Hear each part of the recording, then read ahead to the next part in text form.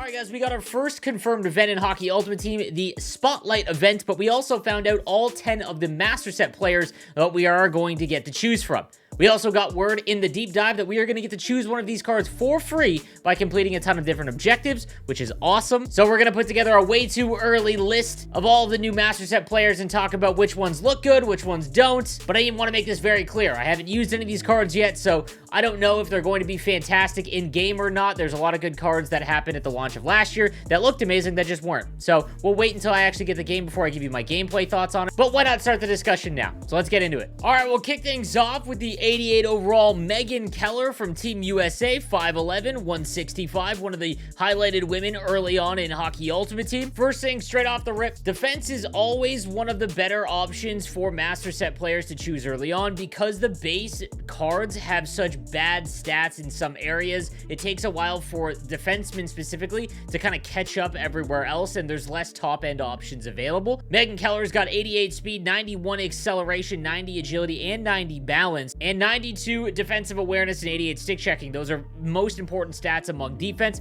Body checking is a little low at 82. However, she does have silver truculence, and I'm curious to see if truculence kind of makes up for the smaller builds that some of the female cards might have. The slap shot power down at 78, though. It is going to be real interesting how these cards work because there is a big contrast in difference between the male defenseman cards because they usually have 90 power and very low accuracy, whereas McCann Keller here has the exact opposite, so we'll have to wait and see on that. The zone ability of Send It. Send It is one of the most useless abilities because you should just be shooting the puck out of the zone to break it out. However, Truculence really makes this card viable, again, early on. Next up is one of our cover athletes, Sarah Nurse. She gets an 88 overall card, 5'8", 148, is listed as a left winger. However, if you look down in the bottom right, she's got 88 faceoffs, which gives you some lineup flexibility because you can play center or on the wing. Has one of the best zone abilities in the game in close quarters, as well as Big Tipper. And again, Big Tipper wasn't one that was really viable last year. It just didn't seem to activate a lot or really change anything from what normal cards do.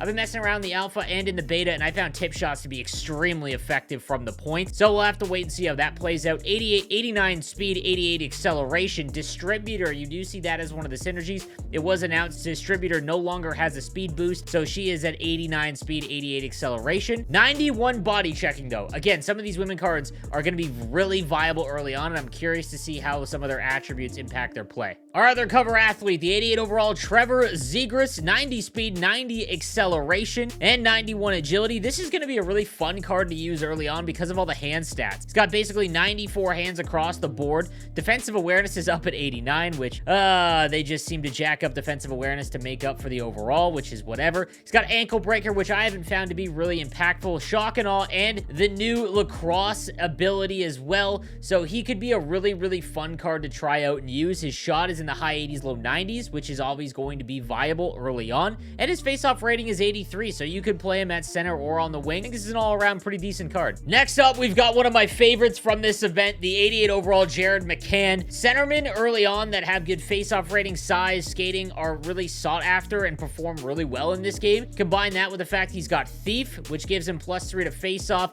and that'll get him up to 86 if you can get that activated. He's got 91 speed, 91 acceleration, and we'll get an agility boost with Thief as well, so he'd be at 90 agility. High 80s, low 90s shot. His hand stats are in the high 80s, good body checking, 85, and he's got Unstoppable Force, which is one of the better zone abilities you can get. This is a very strong option early on in the game. Chris Letang comes next, and again, defensemen, like I mentioned, are a lot more sought after from the Master Set players early on in the game. 6'2", 201, right-handed defenseman, has gold stick 'em up, which is one of the best abilities, especially with the Pocheck nerf that NHL 23 received. He's got 89 speed, 89 acceleration, but he does have buzzing, so his speed can touch 90 if you get that up. He's got 91 shot power, 83 accuracy, and 88 body checking, and that's before Gladiator. 92 defensive awareness and 92 stick checking. This is one of the best right-handed defensemen right out of the gate. David Pastrnak comes next, and anytime that you can get a winger with over 90 speed and over 90 shot, you're in business, especially at launch of the game. He's got Wingman, which now gives +2 to speed and +2 to passing, makes it a really good ability.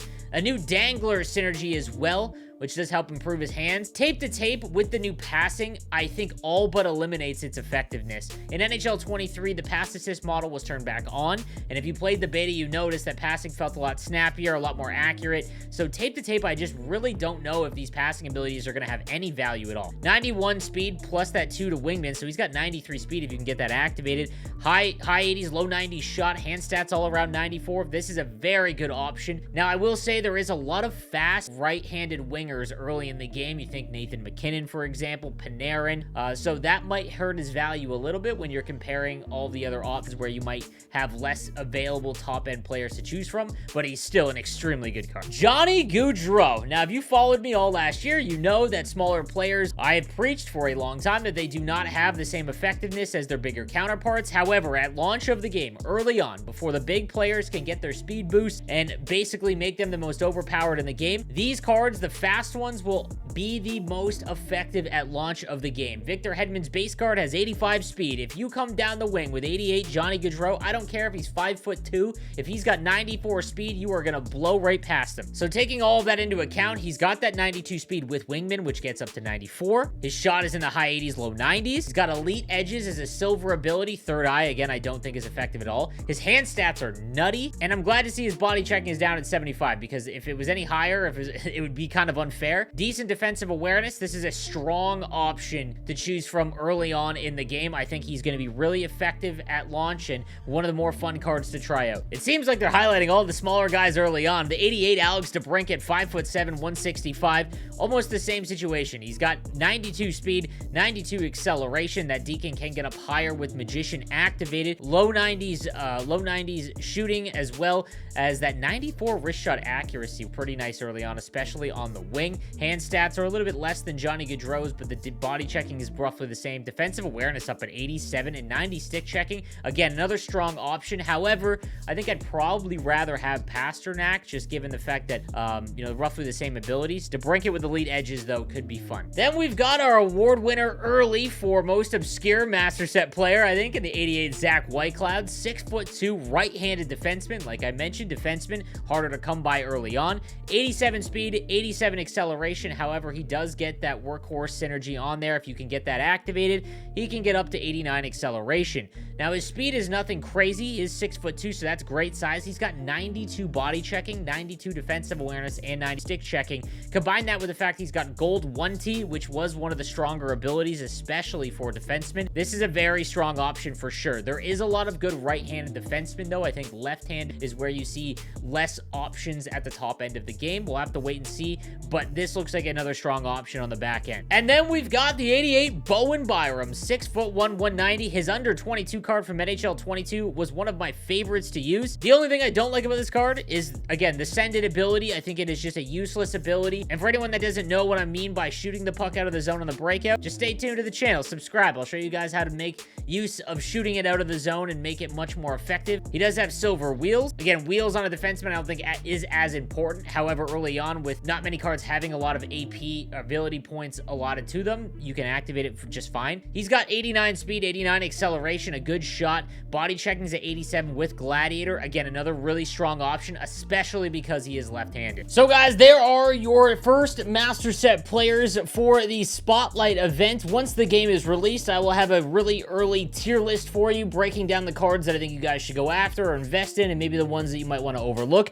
But let me know the cards that you are interested in the comment section down below, and don't forget to subscribe for the most up-to-date news, tips, and info for NHL 23. I'll see you guys next time. Have a good one.